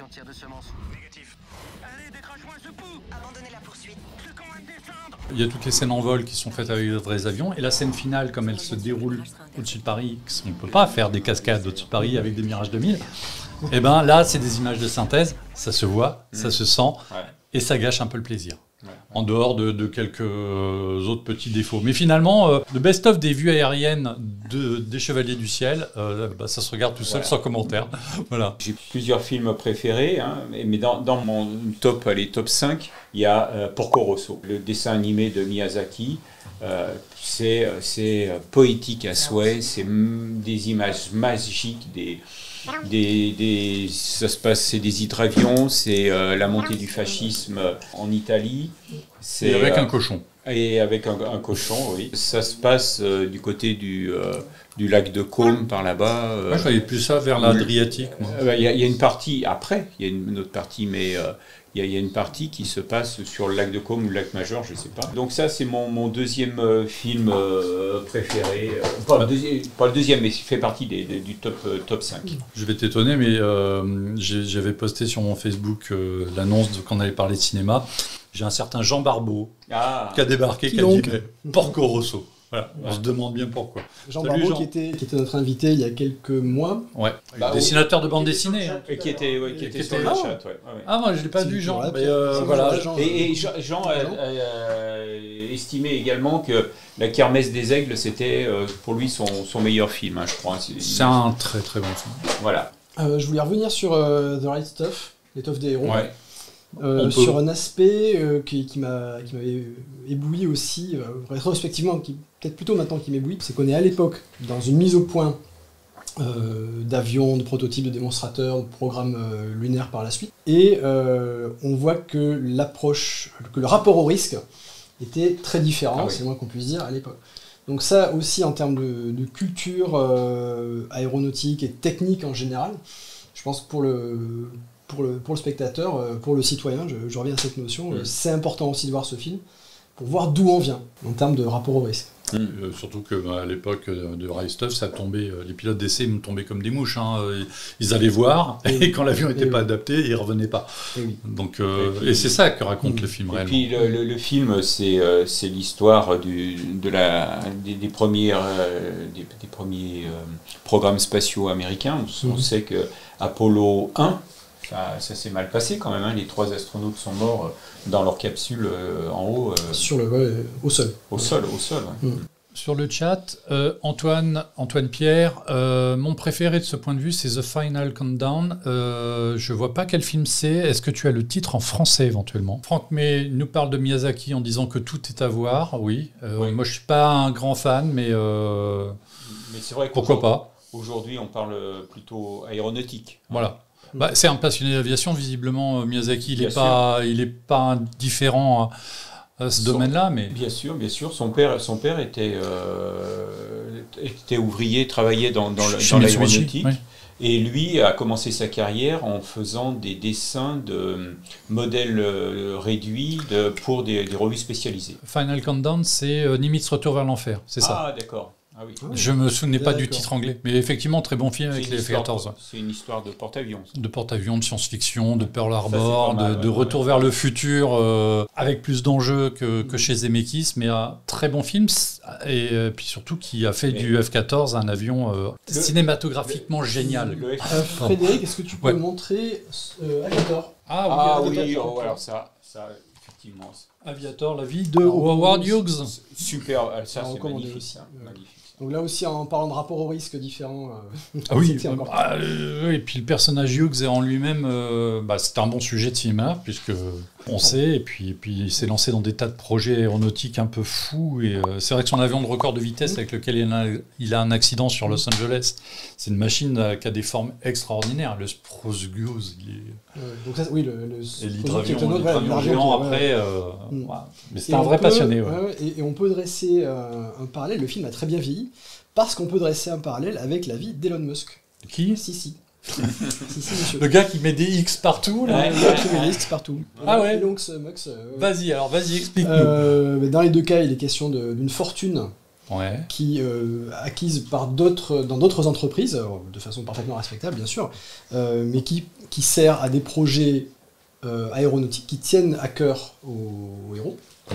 Et là, dans le cas d'Elon Musk, c'est plus du spatial, finalement. C'est plus du spatial, mais je fais le rapprochement ça tient. Aérospatial. Dans les deux cas, on peut parler de leurs frasques. Alors dans le cas de Howard Hughes, c'était plutôt des frasques amoureuses. Dans le cadre d'Elon Musk, il vit avec son temps, donc ce sont des frasques sur les réseaux sociaux, avec les réseaux sociaux. Oui, avec. Dans les deux cas, alors à des degrés différents, mais il est question de santé mentale quand même. C'est bien de le dire, effectivement, j'avais soulevé le point. Dans le cas de Howard Hughes, il avait de gros problèmes de santé mentale. Il a fini reclus, peur de toutes les maladies, enfin c'était... C'est ma tournée. Merci. C'est terrible. C'est de l'eau aquatique. Et dans le cas d'Elon Musk, alors loin de moi l'idée de mettre au même niveau de problèmes de santé mentale. Mais on se fait du souci pour lui. Sincèrement, quand il parle du peu d'heures de sommeil qu'il dort chaque nuit, on se fait du souci pour lui. Ou pas.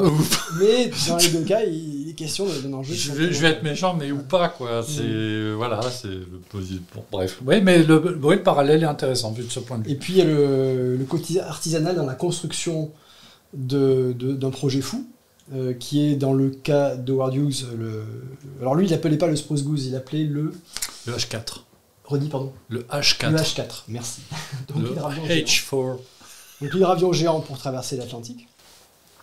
Et toujours un côté artisanal dans la fabrication, pour un autre projet fou, côté Elon Musk cette fois, qui est la construction d'un lanceur géant pour aller sur Mars, le Starship, et qui, curieusement, quand on voit les images de sa construction, du Falcon Heavy qui porte le Starship, n'évoque pas, franchement, la salle blanche où on évite la poussière.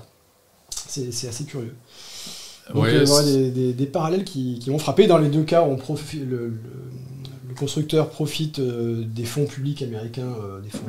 Alors, le goût, je me souviens plus trop du concept, mais on était en temps de guerre, il fallait des hydravions de transport. Je ne sais pas s'il n'a pas été conçu sur ses fonds propres. Alors oui, je parle tout à fait. Et je parlais en fait d'une manière générale de l'entreprise qui profite des fonds publics américains. Et là, c'était plutôt le XF-11, donc l'avion avec lequel il bat le record de vitesse, où il essaie d'en battre, je ne sais plus s'il arrive à la fin. Il me semble qu'il le bat le record, parce que l'avion était... Et donc là aussi, qui a bénéficié de fonds publics américains. Qui ont aussi largement bénéficié, et c'est très bien comme ça, au succès de SpaceX, dont on peut saluer la persévérance. Enfin, quand on regarde l'histoire de SpaceX...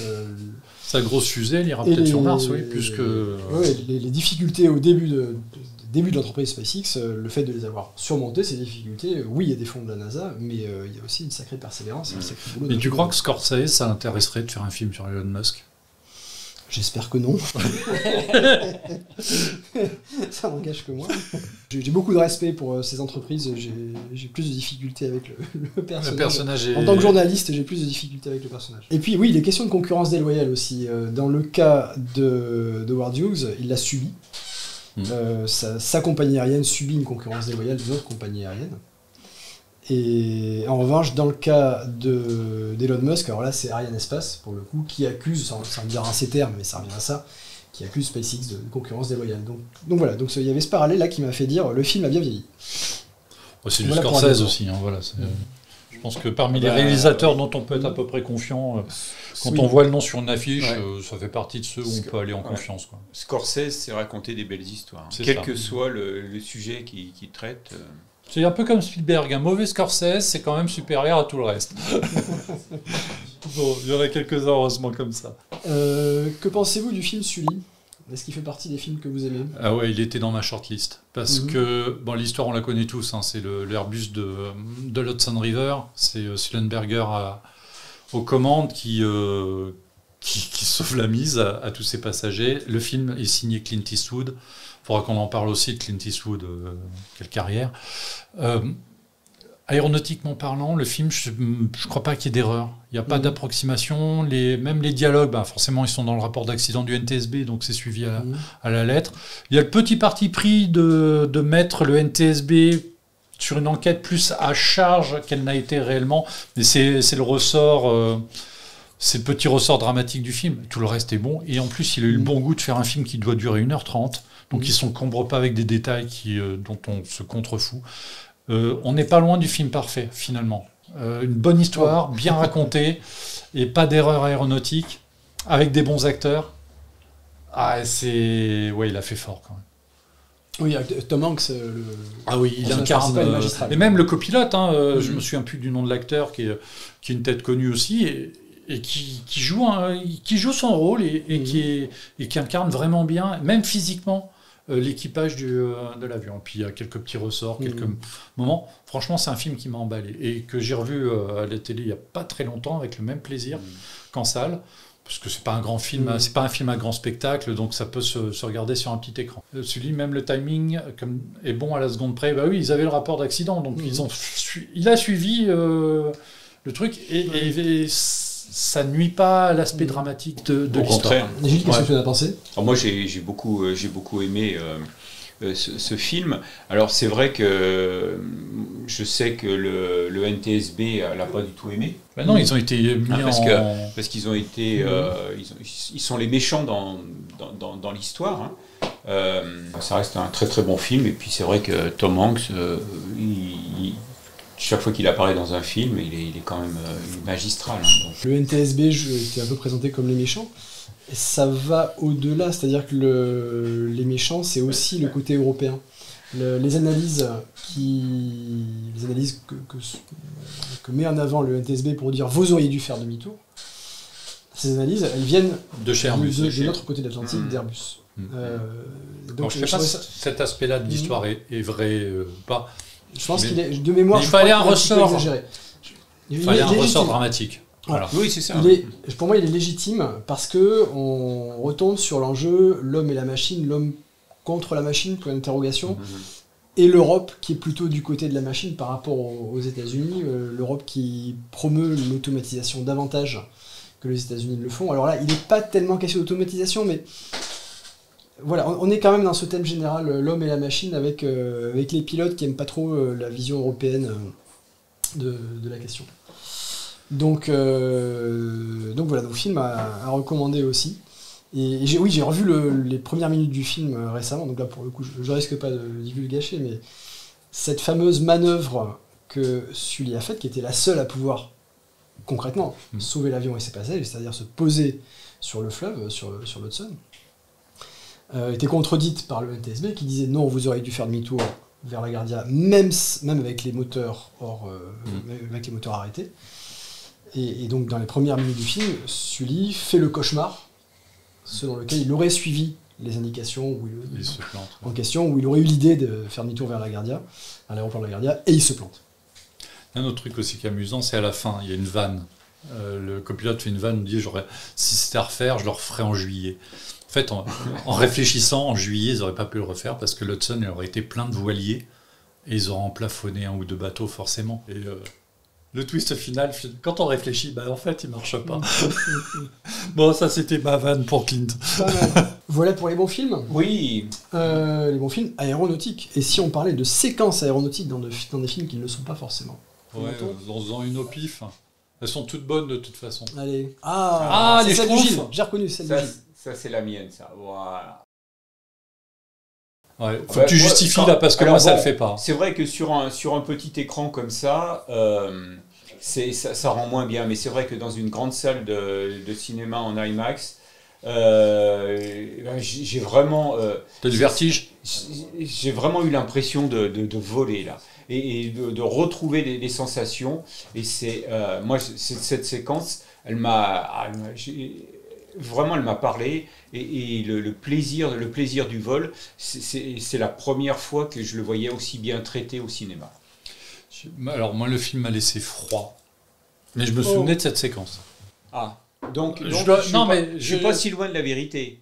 Le film m'a laissé froid. J'avais déjà vu Danse avec les loups, donc en fait comme c'est la même histoire, je connaissais la fin. Non mais c'est vrai, franchement je n'ai pas été surpris par l'histoire. Et même le côté... allez-y, non mais quel scandale. Il y a des tomates. Et la liberté d'opinion. Il y a des tomates pourries. Voilà. Non mais j'ai pas accroché au film, mais cette séquence-là, je suis d'accord. En IMAX, avec Moi je l'avais vu avec les jumelles 3D, tu sais, rouge et bleu pour avoir du relief, truc ridicule, mais là, pour cette scène-là, ça a fonctionné. Mais franchement, aller voir se taper 2h40 de film pour une séquence marrante de 10 minutes, même pas. Quel intérêt.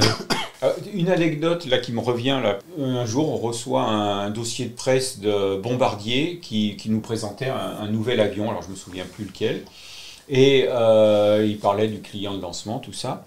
Et dans toutes les photos, sur les écrans, on voyait des images extraites d'Avatar. Mais ils ont refusé de dire que c'était Cameron qui avait acheté l'avion. Mais ils avaient quand même laissé sur les écrans tout du Avatar. Bon, c'était amusant. C'était amusant. Mais c'est excellent. Non. Non, je suis vexé à mort là quand même. Non. Bon, et vous, alors, c'est quoi vos... Je sais pas. C'est Danse avec les loups, ma meilleure séquence. De pas une séquence avec des vautours. Ah, voilà, ça c'est la mienne. c'est la tienne, ça? Ouais. Bah pourquoi? Parce que... C'est cette séquence-là en particulier, là? Bah, elle me fait rire, je peux la regarder en boucle. Elle me fait hurler de rire. C'est dramatique, la Première Guerre mondiale, c'est une boucherie abominable. Les pilotes de chasse partent en haut au combat, ils ont même pas un parachute parce que c'est trop lourd.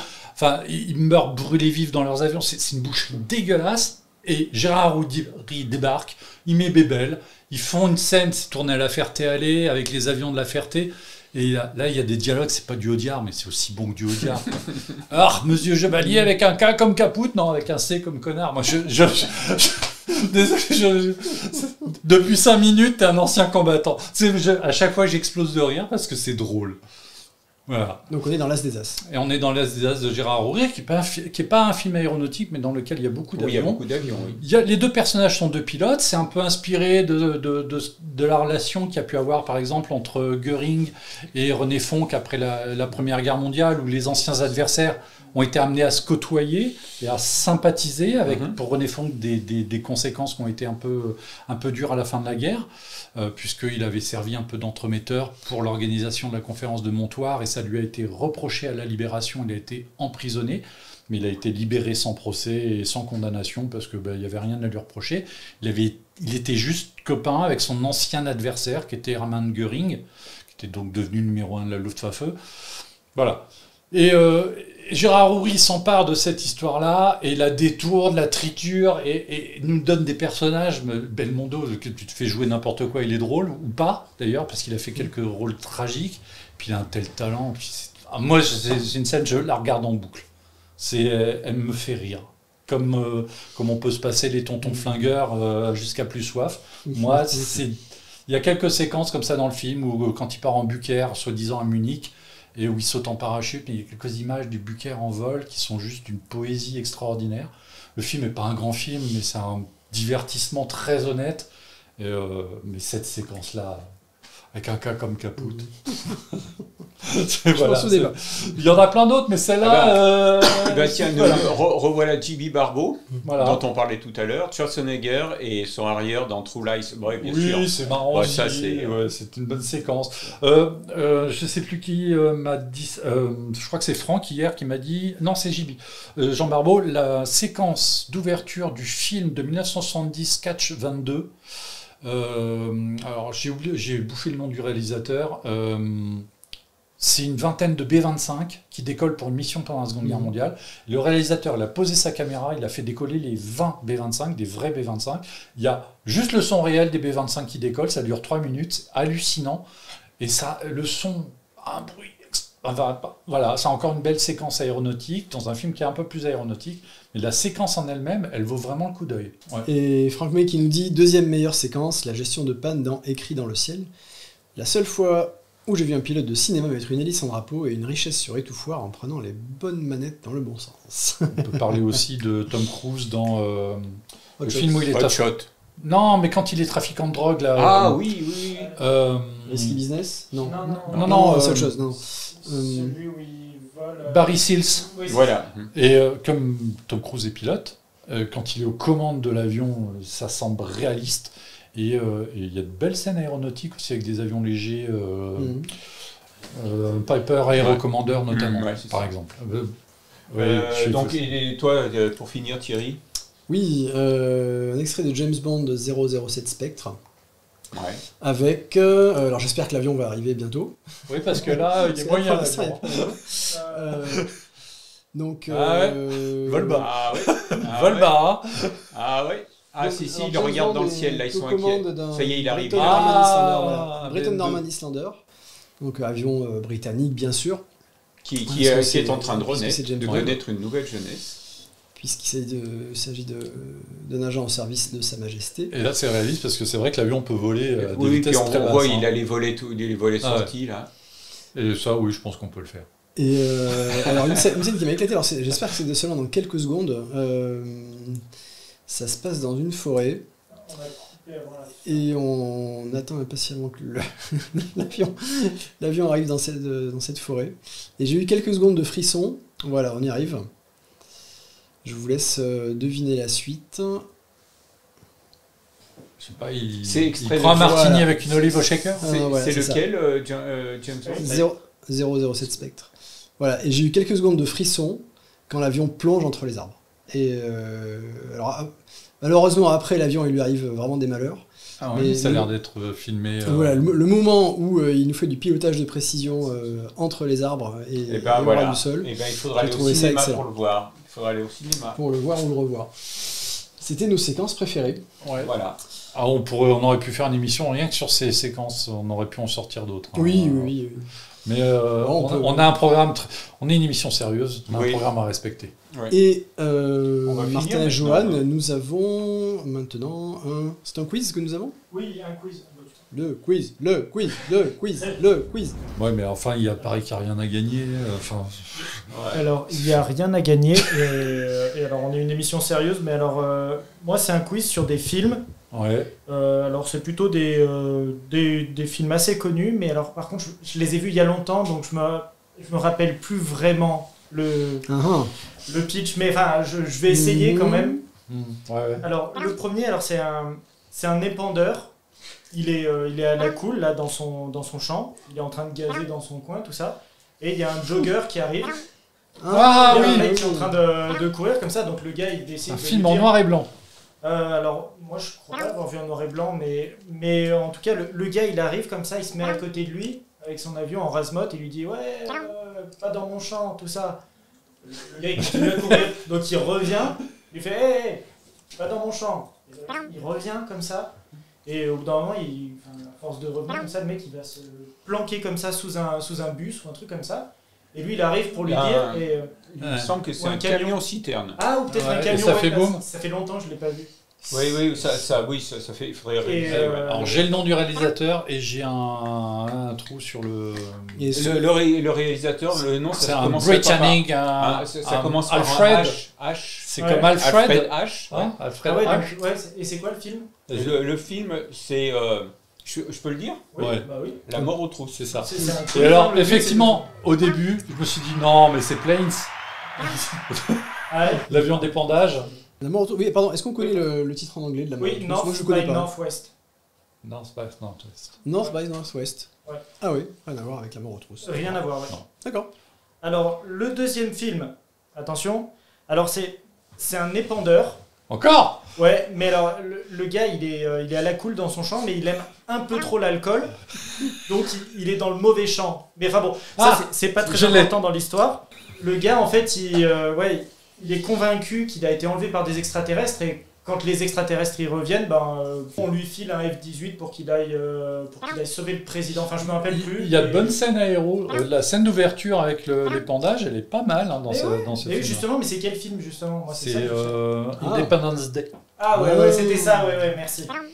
D'accord. Et alors, le dernier film, alors, C'est encore un épandeur. c'est un épandeur. Énorme. Il est à la cool, comme ça, il est en train d'épandre dans son champ. Et au bout d'un moment, il se dit, bah tiens, je pourrais faire mieux quand même. Et donc, il décide de devenir pilote de rallye. Ouais. Mais bon, il est tellement bon qu'il décide finalement qu'il va faire un métier un petit peu plus à la cool. Il va éteindre des feux. Ouais, alors c'est le 1 et le 2. Il a tout Ah. mélangé. Il a mélangé le 1 et le 2. Là, ça fait longtemps que je les ai pas vus. Donc, c'est quoi comme film, pardon? Planes. Bravo. Ah bah c'était facile. Oubliez les questions de bombardier d'eau.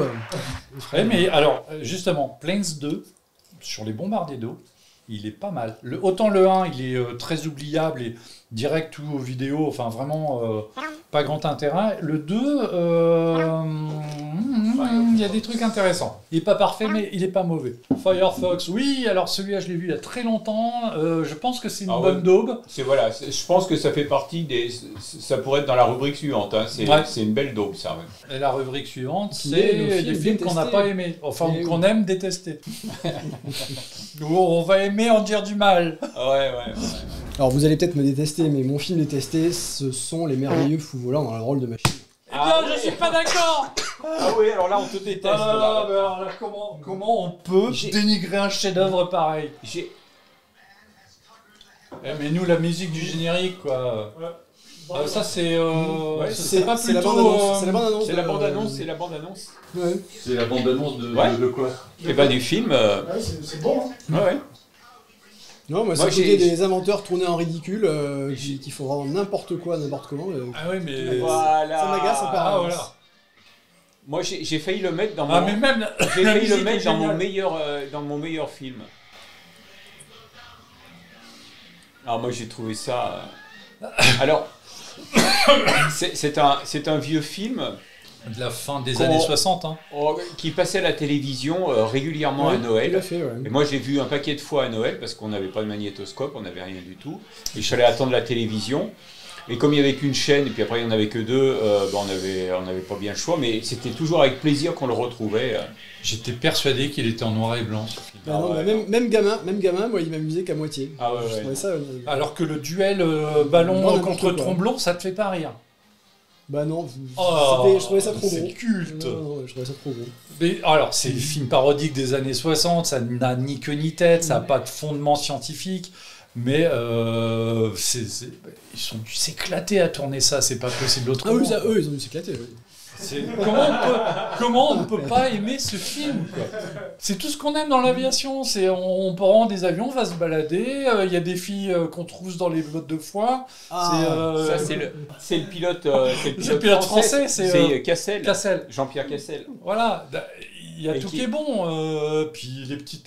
Ça a inspiré Diabolo et Satanas. Bah, quoi. bien sûr, c'est Diabolo et Satanas. C'est fondamental dans Alors, notre ce que je culture. reconnais au film, ce sont les excellentes images d'avions réels, ou peut-être des bons trucages, mais pas d'images de synthèse. Ah oui, bah non, ça, mais oui, ça c'est- n'existait pas, mais ils alors avaient pas encore les inventé. images, je reconnais, Tu sont, faisais des effets spéciaux à l'époque, c'était avec des maquettes. Hein. voilà, Ouais. c'est qui finalement parfois plus Ah, c'est réaliste, mieux. ou plus agréable à regarder. Donc il y avait Benny Hill dedans. Ah, c'est possible. Oui, Mais c'est ça un me peu dit dans quelque le. chose, C'était dans l'esprit. Hein. Mhm. Ah, c'est clairement dans l'esprit britannique, Mais humour. voilà, pour moi, c'est un film qui a bercé ma jeunesse. C'est un film que tu m'as donné envie de revoir. Tu vois, à tel Ouais, point ouais, tu. moi aussi. Franchement, j'ai envie de. Moi, exactement, j'ai envie de le revoir. Il y a des films qui te laissent pas de souvenirs. Il y en a Mhm. plein sur lesquels tu sais que tu les as vus et tu t'en souviens pas. Celui-là, il y a des scènes qui me reviennent et je n'ai pas dû le voir depuis 25 ans. Ah ce bah film. oui. Mhm. Mais t'as envie de. Parce que tu sais que c'est un film qui est léger, qui est drôle. Très léger, oui. Oui, c'est très léger. C'est plus lourd que l'air, mais c'est léger. Voilà. Et puis il y a un duel tromblon contre ballon.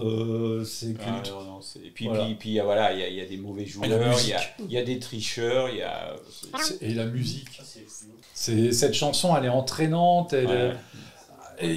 Non, c'est un bon film. Bon allez, ton film détesté alors. Ah, alors moi. Et alors, je suis maso parce que je me le suis retapé.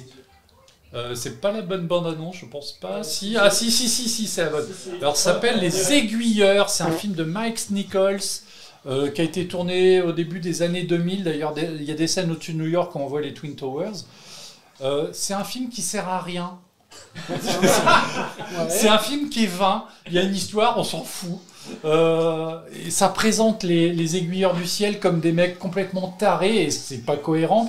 J'en connais pas beaucoup des contrôleurs aériens, mais c'est des gens qui ont les pieds posés sur terre. Là, on a deux abrutis qui se lancent des défis, après il y a des histoires de coucherie, etc.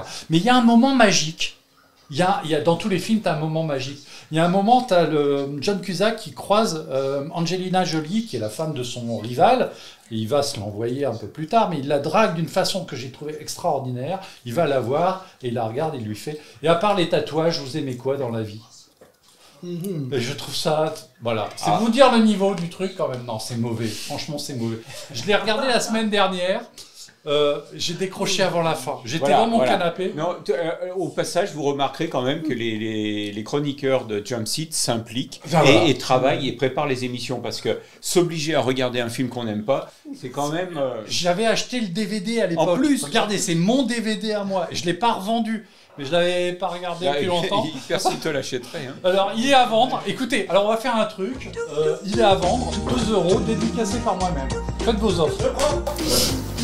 Ah, j'ai une offre à combien 2 €. Non, monte un peu là, me bouge pas. Là, c'est parfait. Alors, ça a l'air aussi beau que Aigle de Fer, faut que je vois ça. Alors oui, j'allais te le conseiller, mais je pense qu'Aigle de Fer est meilleur. Enfin, en tout cas, plus regardable. Alors, je promets à Gilles que je m'implique aussi, et par chance, je n'ai pas trouvé la version intégrale de ces merveilleux fourgulants dans le drôle de machine. Je n'ai pu me regarder que la bande-annonce. Et, Tu l'as regardé combien de fois la bande-annonce? 2, je n'arrivais pas à y croire tellement c'était nul. et alors, dans ma collection, j'ai ça aussi, mais alors j'ai pas eu le temps de le voir. Firebirds, c'est un truc... et il y a quand même Nicolas Cage dedans. Ouais. Mais attends, c'est des films avec des bons acteurs, là. Il y a John Cusack, Billy Bob Thornton, Kate Blanchett, Angelina Jolie. C'est que des gens connus. Et c'est réalisé par, attends, accrochez-vous, c'est Mike Newell. C'est le réalisateur de 4 mariages et un enterrement. Un film, là, par contre, que j'ai adoré. Donc, il y a des gens qui sont capables de faire des bons films et puis aussi des bouts intergalactiques. Voilà. Et alors, j'avais ça dans ma collection, mais j'ai pas eu le temps de le regarder. Mais je pense que je vais me faire mal. C'est Tommy Lee Jones. Alors, il y a Tommy Lee Jones, Jones, ouais. il y a Nicolas Cage et une nana qui s'appelle Shan Young, qui a totalement disparu. Je cherche le nom du réalisateur, je pense que c'est un honnête tâcheron qui aujourd'hui doit faire des films publicitaires pour je sais pas qui. Le masque et la plume, c'est ça. Hein. David Green. Un film de David Green. Donc, si vous avez des exemples de films de David Green, je suis preneur. Je pense que c'est... Tu veux faire une thèse? Pourquoi j'avais acheté ça, moi? Ah oui, j'ai acheté tout ce qui avait des avions pendant... Et ça a duré 2 mois. Voilà. Non, c'est mauvais. Il y a d'autres films mauvais. L'Instinct de Blanche alors, c'est un film aussi sur la Première Guerre mondiale, mais le film est bon. Mais si tu veux, il y a Lambert Wilson dedans. Et je supporte pas Lambert Wilson. Voilà, donc... non, des mauvais films d'aviation, il y en a. Il y a quoi faire. Gilles, qu'aimes-tu détester? Alors moi, il y en a un vraiment alors, que je mets par-dessus tout. Alors, non, c'est un chef-d'œuvre. C'est Airport 79 et en français, c'était Airport 80 Concorde. Donc là, on vient de voir Sylvia Christel, hein, c'est ça. Ouais. Et puis on va bientôt découvrir... Très bonne scène aéronautique de Sylvia Christel dans Emmanuel. Oui, c'est ça. Pourquoi tu l'as pas mis dans ta liste? Là, vous avez vu George Kennedy. Il est beau le Concorde quand même. Alors c'est une daube, mais donc c'est là où il fait un looping, un tonneau. Oui, il fait un tonneau. Ouais, voilà. Il y a un méchant qui veut absolument se faire Concorde parce qu'à l'intérieur il y a quelqu'un qui veut tuer. Ah, on sent l'implication des acteurs dans le. Là, il y a de l'acting. Ah, ouais, quand il cherche à droite, quand il est pilote à gauche là. Alors lui, vous le reconnaissez? Ouais, il a une tête. Que lui, c'est. Je prends mes notes parce que. Et ils ont inversé.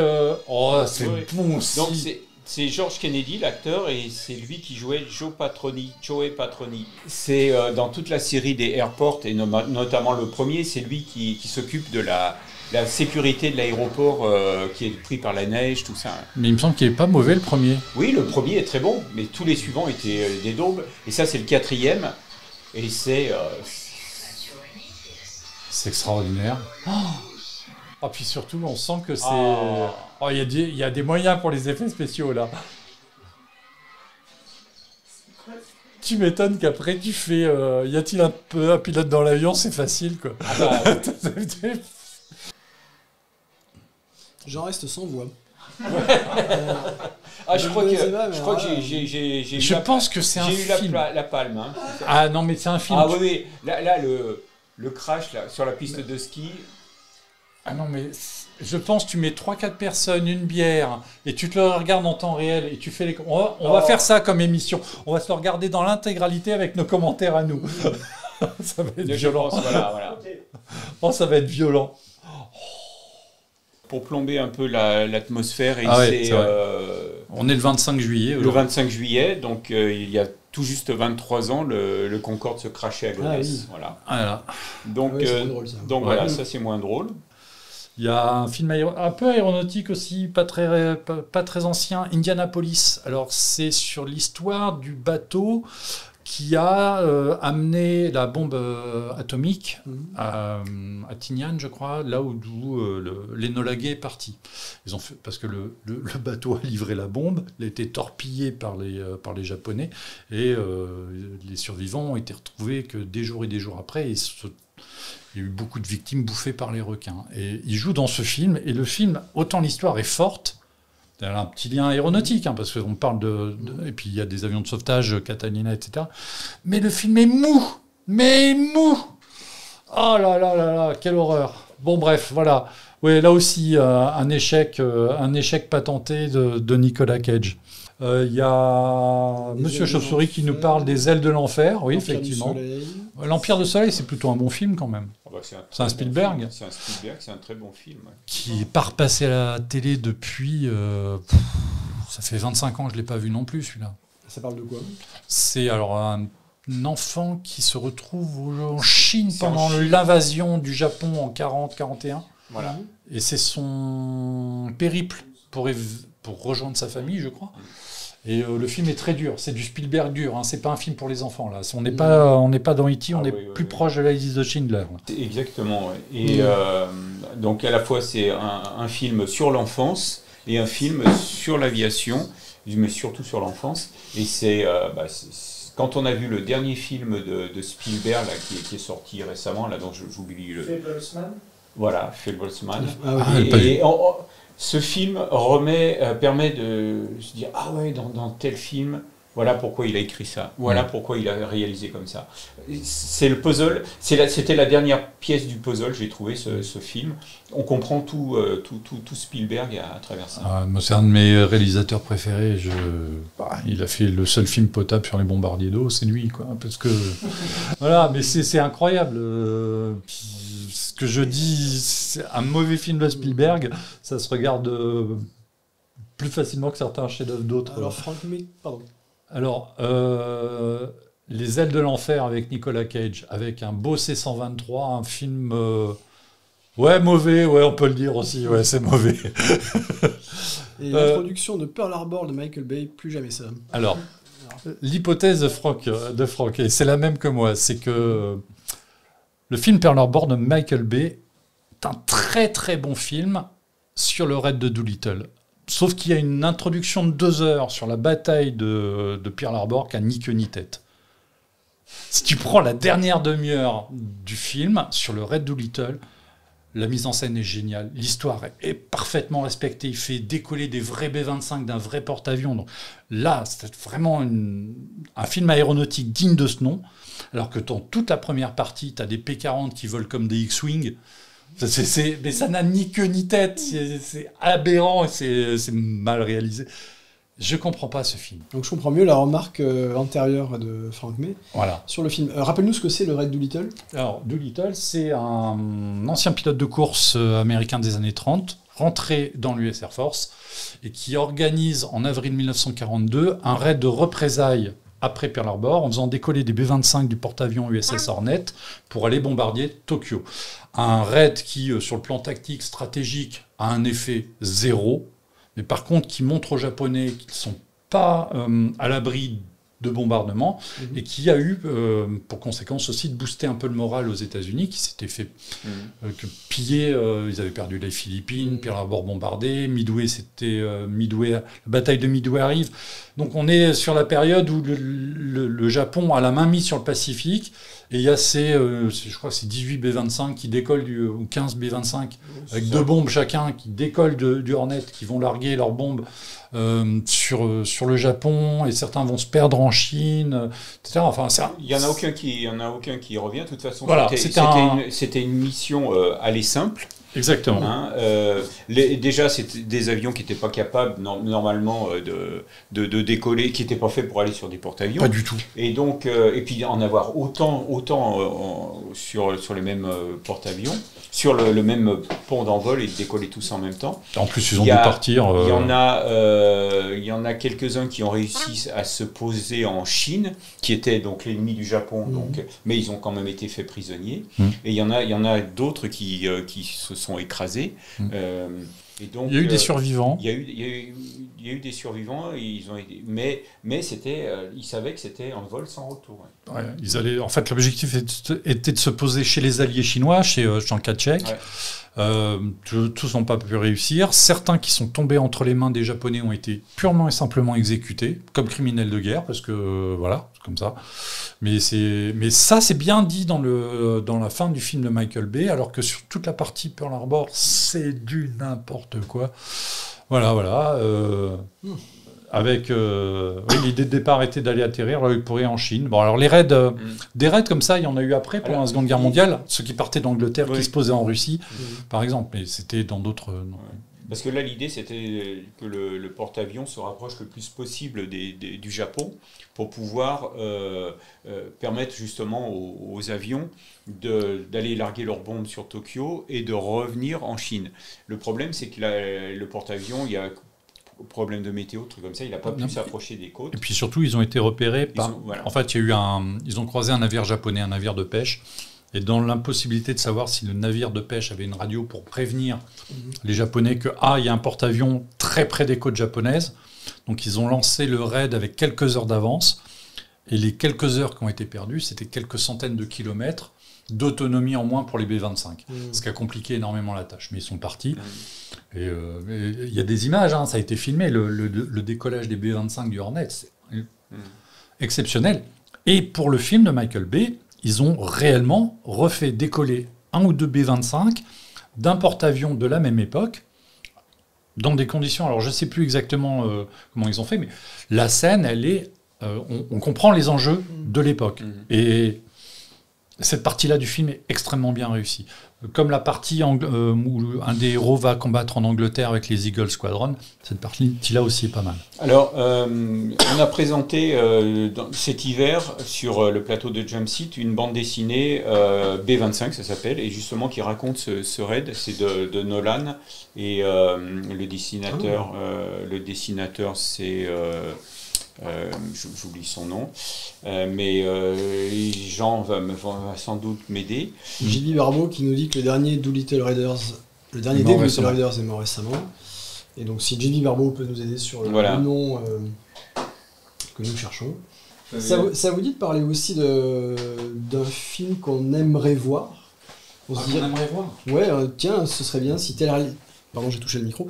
Tiens, ce serait super si un réalisateur se penchait sur... Il y a plein de sujets. Sur les guerres du Vietnam, moi, par exemple, je reste un peu frustré qu'il n'y ait pas eu de film sur la guerre aérienne au Vietnam plus abouti que Bad 21, par exemple.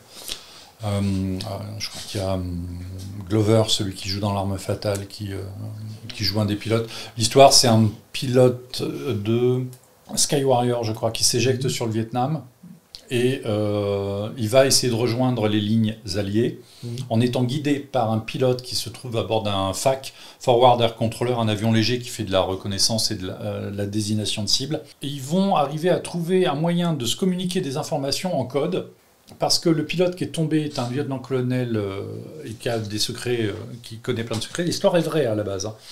Et c'est un golfeur accompli. Et il va donner son itinéraire en utilisant des parcours de golf, en disant je vais faire le trou 3 du parcours de Buffalo. Alors on sait que c'est 500 mètres par-ci, 300 mètres par-là, et ainsi de suite. Et il reconstitue comme ça, il dit je vais aller par-ci, par-là. Et en fait, il y a un twist final que le film banane, c'est que dans le livre, dans le récit, le gars finit par rejoindre les lignes alliées, il est à l'hôpital, et le pilote qui l'a guidé, qui était pour lui qu'une voix pendant plusieurs jours, va le voir à l'hôpital. Et là, il découvre que le pilote qui lui a sauvé la vie est noir. Or, dans tout le film, on voit Danny Glover, sa couleur de peau, elle est forcément évidente.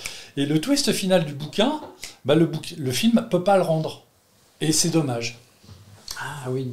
Et c'est dommage parce qu'il y a aussi un message comme ça. Le vol de l'intruder, moi j'en garde pas un très bon souvenir. Moi non plus. Ouais. Mais le livre est très bon. Et j'ai écrit un article pour le Fanat de l'aviation l'année dernière sur justement la mission qui a inspiré le vol de l'intruder. Et à cette occasion-là, je me suis dit tiens, je vais le faire. J'ai envoyé un mail à Stephen Kuntz, l'auteur du livre, et qui était aussi pilote pendant la guerre du Vietnam et qui a effectué ce genre de mission. Et je lui ai posé quelques questions à laquelle il m'a répondu. Donc j'ai pu illustrer mon papier pour dire voilà à quel point ça a influencé le premier roman de Stephen Kuntz, qui est bâti sur son expérience personnelle. Et l'histoire est vraie. C'est un pilote qui est dit on fait des raids massifs, on se fait cartonner par la DCA. Si on envoie un avion tout seul isolé, est-ce qu'on ne pourrait pas faire une frappe stratégique qui soit d'importance majeure? La frappe n'a pas été aussi stratégique qu'il espérait, mais ils ont fait des raids comme ça par avion isolé. Un peu comme des forces spéciales où on frappe très fort, mais à un endroit très précis pour faire mal.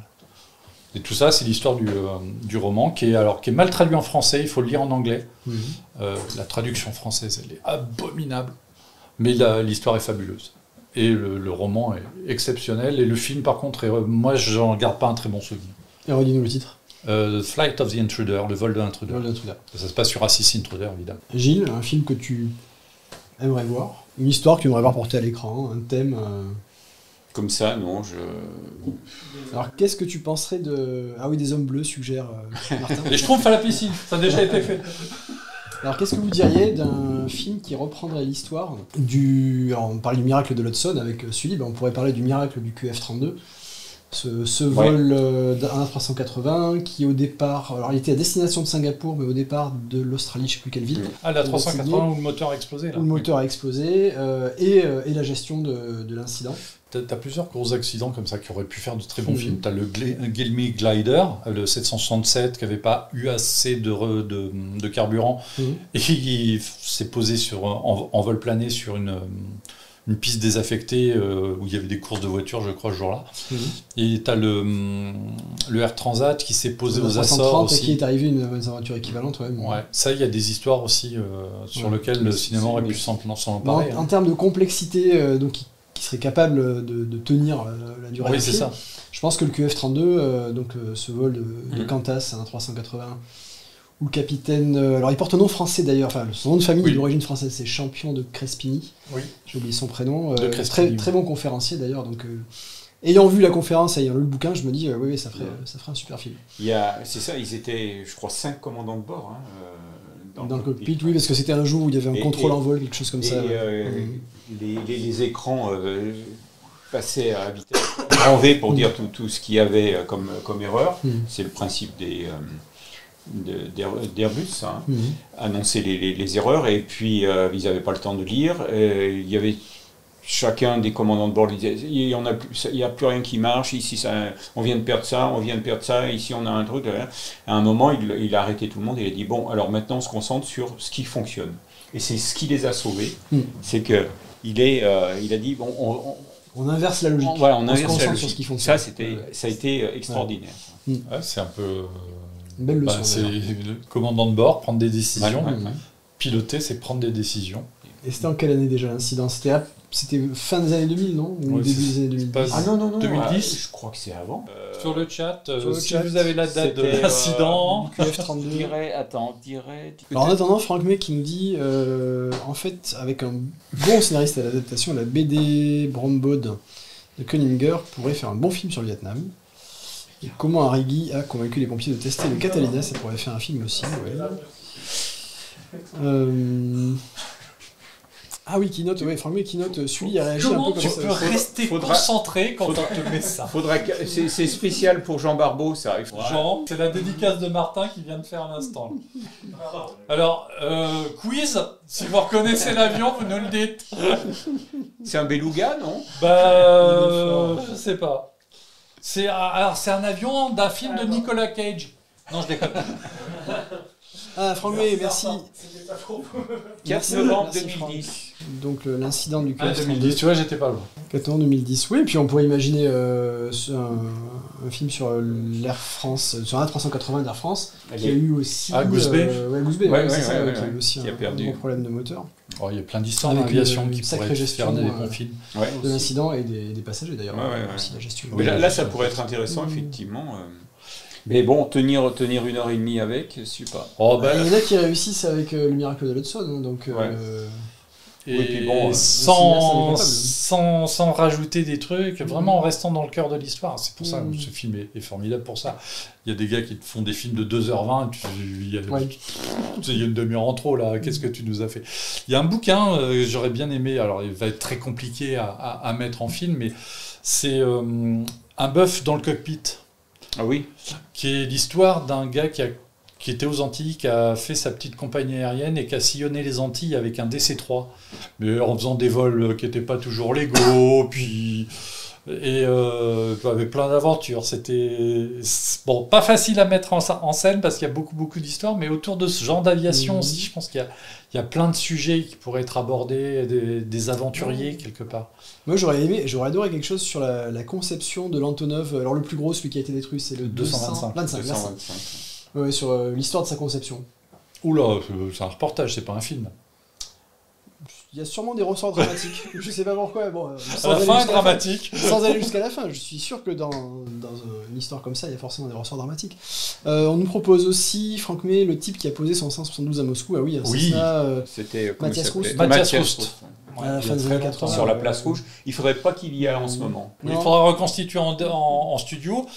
Ça aussi, c'est peut-être un truc à faire sur vol de nuit. Prendre un Cessna 172 et aller se poser ça c'est une très bonne idée, ça, ouais. Voilà. JB Barbeau qui complimente. Mais je le ferai peut-être parce qu'en fait, comme j'ai changé d'ordi, peut-être bientôt avoir Microsoft Flight Sim. Peut-être le faire moi-même. Bonnes idées. Bon, on va passer, ça va être l'heure. Hein. On va passer à la rubrique c'est la fin. C'est-à-dire d'abord donc JB Barbeau qui complimente Martin. This is the end. Donc, This is the end dans Apocalypse Now. Ah bah oui, on n'a pas parlé d'Apocalypse Now. Ah ouais. Moi j'adore l'odeur d'une palme au petit déjeuner.